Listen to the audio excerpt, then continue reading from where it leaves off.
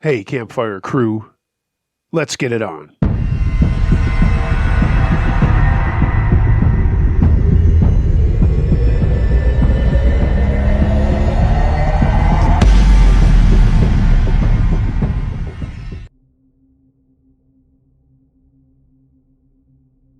Spook in the Woods, submitted by Rob Red. I live in the southeast near the Appalachian Mountains, and I'm a very active camper. Most of the time I go alone or take one friend with me. I'm no stranger when it comes to freaky things in the woods, but most of the time it's just a nosy bear, bobcat, or animal that I can easily write off. But this is the first event that I can't really explain. This year at the beginning of hunting season 2022, I decided to go on a little overnight camping trip on my Enduro. I loaded up and rode to a huge wildlife management area with a map and compass, with the goal in mind to camp near the river that ran through it. After riding about 6 miles off the trail into the woods, I found a spot that suited my needs, absolute middle of nowhere. After setting up my tent and collecting plenty of firewood, I decided to leave the campsite and do some trail riding through the woods to see what was around. I returned to the site around 9 o'clock, well after dark. I got a fire started. After about a half hour of getting the fire roaring and dinner cooked, something weird happened. All the crickets, birds, and noises of the wilderness shut off like a switch. It was absolute silence with the exception of the fire crackling. When you're in the woods a lot, you develop kind of a sixth sense for predators or danger. But my whole body tensed up, and I got a huge spike of adrenaline in the deafening silence. I heard some leaves rustling in the woods between me and the river, so I stood and shined my flashlight in that direction with my hand on my handgun. I have a carry permit, train intensively, and participate in competitions if you were wondering. After pointing the flashlight toward the noise, I saw nothing, so I sat back down in the continuing silence before hearing another rustle. It was as if someone was shuffling their feet through the dry, dead leaves. I once again shined the light in its direction, and saw it. 2 yellow eyes reflecting back at me, poking from the side of a tree about 40 yards away. It was as if an adult was playing peekaboo behind the tree.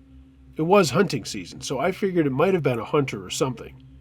But the nearest road was 6 miles away and 20 miles of woods in any other direction. I shouted, "I can see you! Are you okay?" It didn't move at all. It was just completely still and silent. I turned my flashlight off and heard more shuffling. And I turned the light back on it. It was closer. Impossibly closer. It moved 20 yards closer to me within the second my light was off. I drew my gun and turned on the much brighter mounted light. "I'm armed and I will defend myself. Make yourself known now." I could clearly see a black shape of a head peeking from the side of the tree, with no features other than the glowing reflection of its eyes. I took the light off it to scan the surrounding area, and it moved again. No shuffling this time. It was the same distance away, but 15 yards to the side on another much larger tree. I'm alone out there. There's nothing for miles, I have no cell service. I'm not going to fuck around with any spooky shit. I aimed at the base of the large tree and fired a warning shot. The switch was flipped again. My adrenaline and paranoia was gone. The second I fired the shot, the forest came back to life. All the crickets, birds, and noises of the wilderness returned as the gun smoke blew away from my light. I was alone again. I pulled out my first beer of the night, lit a cigarette, and tossed a heap of firewood into the flames and sat for another hour pondering what the fuck just happened before I went to sleep. I woke up around 9 in the morning and found no evidence of what happened last night, with the exception of the bullet hole in the base of the tree. I have no explanation for any of this. I have theories, but none of them fully explain all of it. If you have any ideas what it could be, I'm all ears.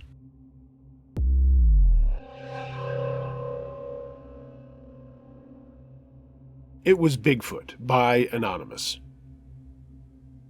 This happened in the summertime, early 70s. Me, my husband at the time, and my 2 brothers hiked into Lily Pad in Crater Lakes, Stillwater County, Montana. It borders Custer National Forest north of the East Fork of Fiddler Creek. We were going there to fish. There were no other cars in the parking lot, so we didn't encounter anyone else up in that area.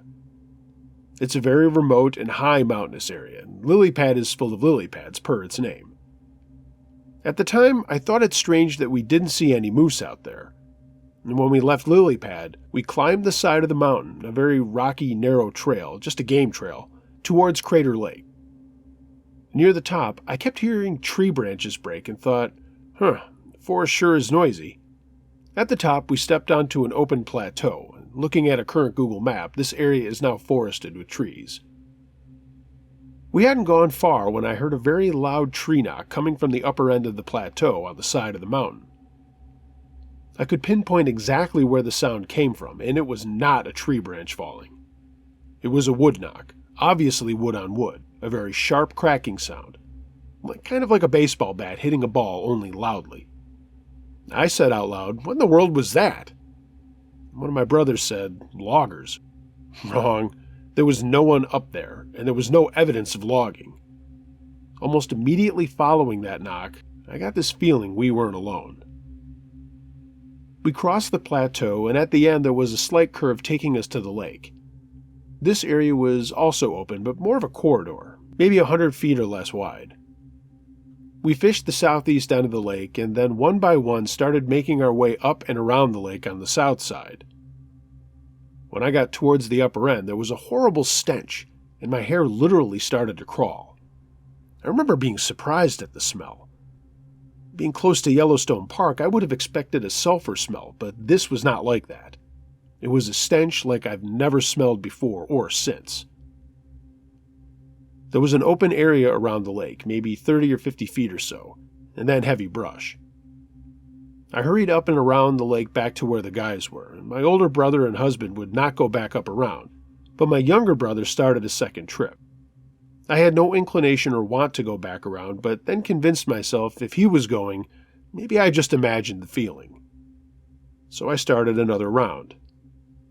I got up there, and the same thing. The stench made me want to gag. It seemed stronger the second time around, and my hair was standing on end. I would cast and try to glance behind me to see what was there. And then the pine cones started landing next to me. I would hear a rustle and a pine cone would land right next to me. Those were not falling off trees. The trees were way too far away, and these were coming in sideways and consistently landing right next to me. My hair was really crawling at this point. I was terrified. But I didn't want to go back towards the guys. It was shorter if I continued around the end, and that would put more space between me and whatever it was. I pretended to keep fishing and glancing over my shoulder, afraid if I confronted it, it would attack. And I kept glancing at the ground for tracks to see if I could figure out what it was. At first I thought, it's too trampled to tell, and it was right at the edge of the lake. But when I looked towards the bushes and trees right at the upper end, there were 2 sets of huge tracks. One set coming, and one evidently going back toward the trees. The grass there was probably 8 or 12 inches tall, and it was smashed down where the footprints were. I didn't see the actual foot imprints as in the mud, just smashed down grass. Had I not been so terrified, I would have looked for toe prints, but I was just taking fast looks, and of course expecting tracks like a moose or something. But that's not what I saw.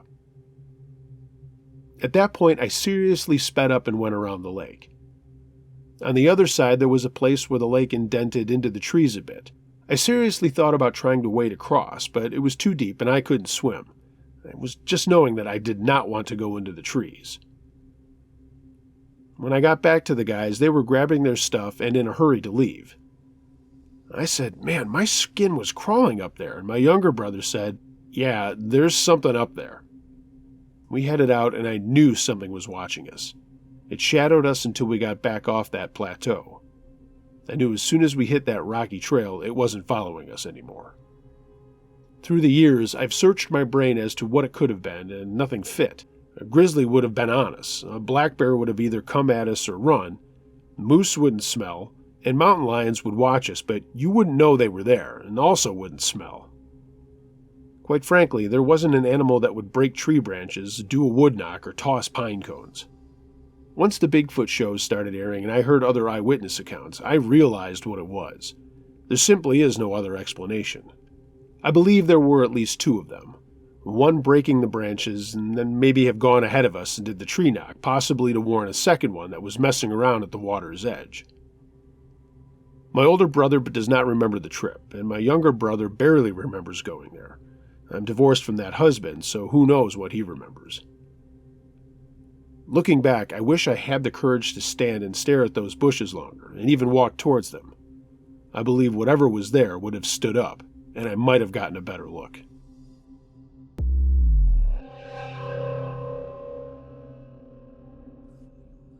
The Woninak, submitted by Nick W. Before I can tell my story about a legend we call the Woninak, I must first explain what a Woninak is.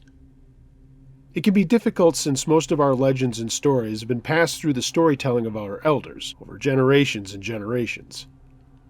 The stories are as old as the discovery of the Marshall Islands by the people known today as Marshallese, a name given to them after the discovery of an English explorer known as Captain John Marshall. This goes back to the late 1700s. A Woninak, as I like to call the shadow giant, is a paranormal entity known to be shy but ever so threatening. There's been a lot of undocumented cases of encounters and experience with the Woninak, which some have reported as tall, dark, featureless entities with glowing red eyes that are as tall as the coconut trees. It's suspected to live within the tall coconut and banana trees. Although it is known to be a shy creature, it has been said that an encounter with the entity is enough to turn a person crazy. It's recommended if you were ever to encounter it, it's best to stay as far away as possible and never let it walk over to you, or it'll engulf you with its shadowy body, and upon release, you'll go mentally insane. I wish I could tell you more about this entity, but in all honesty, any encounters are rare and mysterious, and there haven't been many reports made or stories about it other than how tall and frightening it is. Just the thought of the giant shadow sends shivers down my spine, especially since I had two encounters with this entity, with one being much more significant than the other. With that said, here's a true story of my encounter with the infamous entity known as the Woninak, again also known as the Shadow Giant. It was a beautiful Saturday morning with me waking up to the cool yet refreshing ocean breeze through my open window with a touch of warmth from the sun beaming through the curtain. An old song was playing on my radio alarm clock with just the instrumental from The End of the World by Skeeter Davis. It was like waking up in paradise because, well, considering the location, I was in paradise.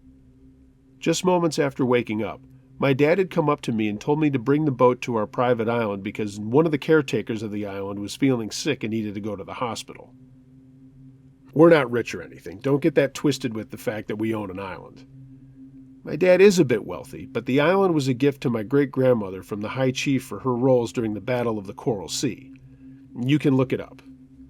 Since it was summer, I took the opportunity to spend the night alone on the island with my dog. I'd never done it before, since we mainly used the island for picnics or Airbnb. I was 15 at the time, and this was 2011.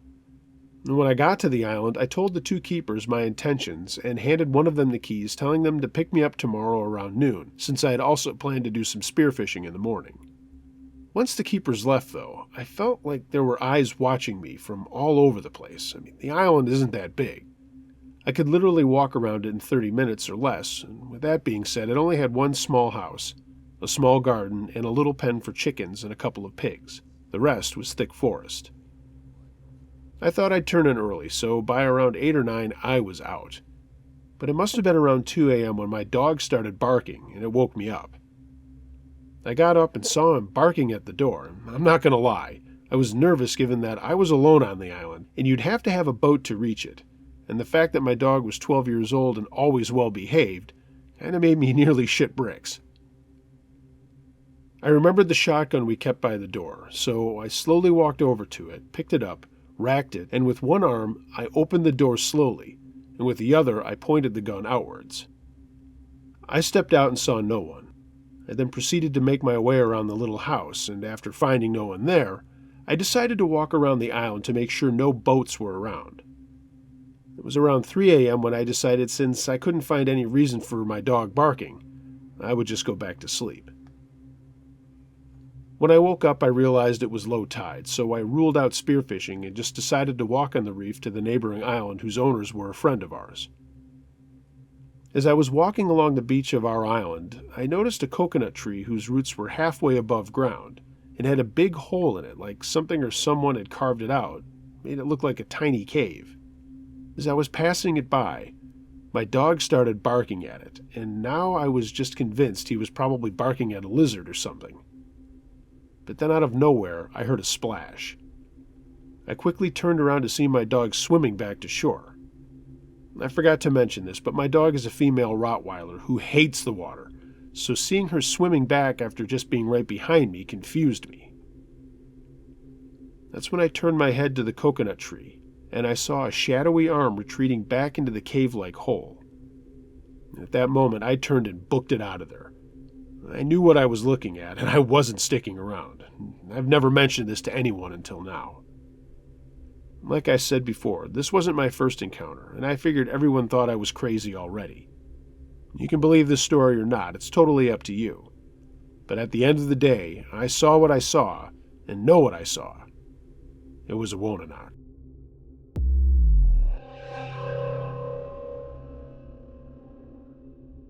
The Thing in the Backyard, submitted by Roland. This happened last month on Thanksgiving.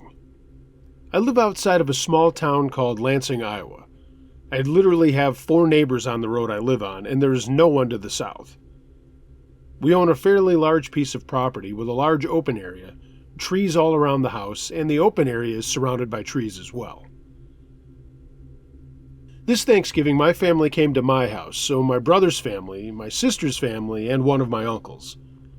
He was flying solo and his kids are grown, but he did bring my grandparents who are in their 90s. It was really nice to have everyone over, and everyone loved seeing my grandparents. We know our time with them is limited, so it was a treat for everyone. My brother brought my niece and nephew and their 2 dogs, and my sister also brought her 3 sons and their dog. I have 3 dogs, so it was a complete dog fest. The road I live on isn't well traveled, and our house is away from the main road, so there's plenty of room for the dogs to run around and go crazy.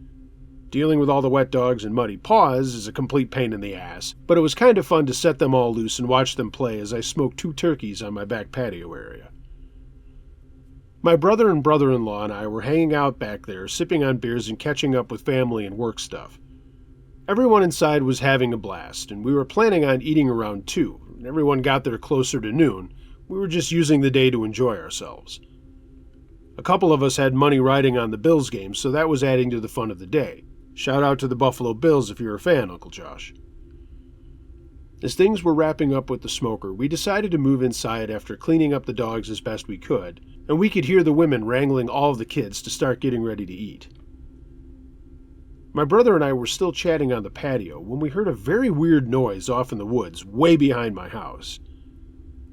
It was kind of a mix between an owl and a coyote, and I heard it first and didn't say anything, but then I brought it up the second time it came, and my brother said how strange the sound was. We both figured it was some type of animal, and probably one in distress, as we didn't recognize it as any animal we'd ever encountered. We're both avid hunters and outdoorsmen, but I never single out anything and say, that's exactly what so-and-so sounds like. Animals make all kinds of crazy noises, and you never really know exactly what it is unless you see it. I love your channel and all things paranormal and scary, but it drives me crazy when people jump to conclusions about what sounds people hear in the woods actually are. We looked off towards the trees and just wrote it off after we didn't hear it anymore. We got the turkeys inside to rest and watched a little of the game, and I had set up the big screen so that it was playing into our dining room. My wife wasn't happy with that arrangement, but that's the way it was.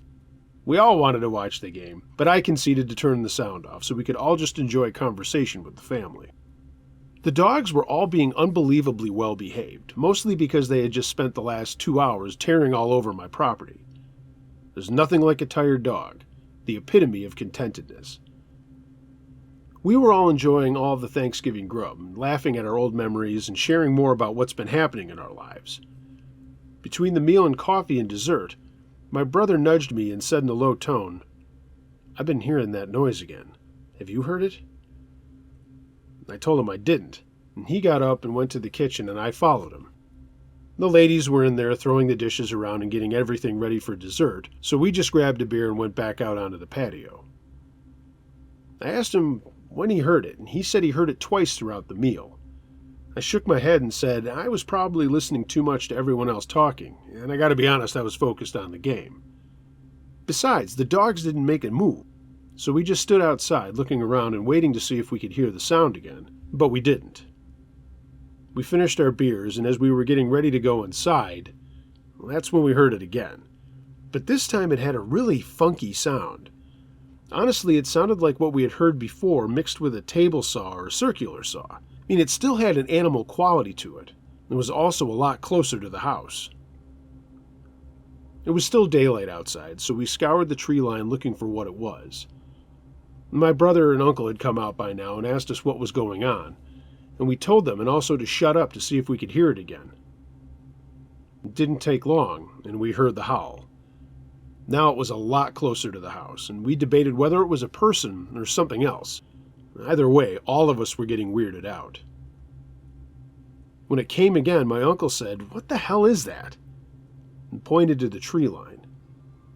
We could see something that looked kind of human, but at the same time, not really. It was a dark shape standing on two legs and was walking along the trees. We couldn't tell if it was looking at us, but it kept walking and then stopped, made a howl, and then kept walking. It certainly wasn't a man, we could tell that much. From the distance, it looked like it was covered in hair, but its head was all wrong for a man. It looked more like it had an elongated snout, but again, the distance didn't give us a really good look at it. Whatever it was, it stopped and raised its head towards the sky and then just stood for a moment. Then it looked over in our direction. It gave another howl and then started walking towards us. Me and my brother went into the house and directly into the basement where my gun safe was. I grabbed my .30-30 and he grabbed a shotgun, and we went back out onto the patio where everybody else was still waiting. This thing was now about halfway through the grassy area of my property. It was still slowly walking towards us. I took a step forward and yelled out, "Hey, you're trespassing, get out of here!" I looked back and wondered why I said that, as I was realizing that whatever it was not a person. But when I did yell out, it stopped for a second and then began running towards us. We could hear it making a heavy breathing and snuffling sound, and it continued its little charge and got within about 30 or 40 yards of us. Now we had a really good look at it. This sounds crazy, but it looked like a big dog walking on its hind legs. I wasn't one to believe in Bigfoot or any of that jazz, but I couldn't for the life of me figure out what the hell this thing was. It kept moving closer to us, and I yelled out again for it to get away. It came a few feet closer, and my brother raised his shotgun and shot it nowhere near the thing, off to his left and the right of this creature. The loud blast made it stop, and it howled at us again. Of course, the sound of that and the sound of the shotgun made my wife and sister-in-law come to the back door and asked what the hell we were doing. The thing came about another 10 yards towards us, and my brother fired in the same direction again.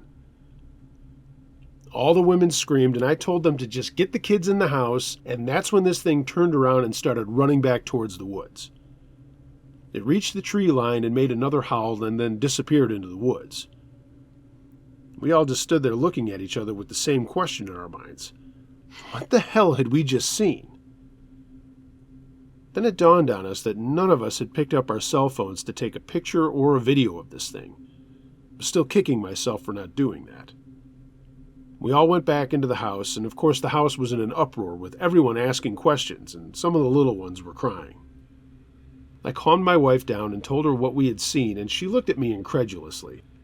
She then yelled at my brother for using the shotgun, but I said, "Hey, it's okay.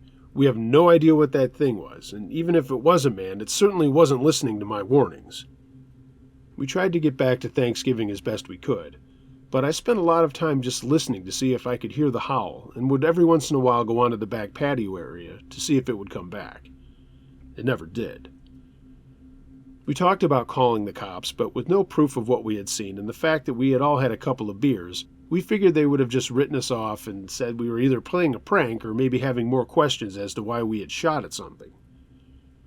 Later that evening, when things really did settle down, We kept talking about what the thing was. One of my neighbors up the way called to wish our family a happy Thanksgiving, and I told him what I'd seen. And he said that he'd noticed something strange over the last couple of days hanging around his house. So at least that made me feel like we weren't crazy. He described the thing just as the way we saw it, and how he had noticed it was trying to get into his barn where he had some chickens and horses and a cow. He had called the police and reported a guy trying to break in, but he also described it as not really looking human. He apologized for not telling me about it. Whatever it was, it didn't come back, and we didn't hear the howl again for the rest of the night. I was thankful it didn't come back, to be honest. Another thing to be thankful for on Thanksgiving. We haven't seen hide or hair of it since, and even though when we did go out to look for footprints, we didn't find anything. The ground was too hard to leave any marks. And we also let the dogs run around again later in the afternoon, and while they were going crazy playing, they did all smell something on the ground, and some ran to the edge of the woods before we stopped. I looked online and found some information about what they call a dog man, and found that there had been a report of something like that we had seen not super far away in Lynn. Things have been quiet in the last 2 weeks, and I hope it stays that way. We're supposed to host Christmas again this year, so I'm hoping for a good time, but I'm also hoping that this holiday will be a little quieter than the last.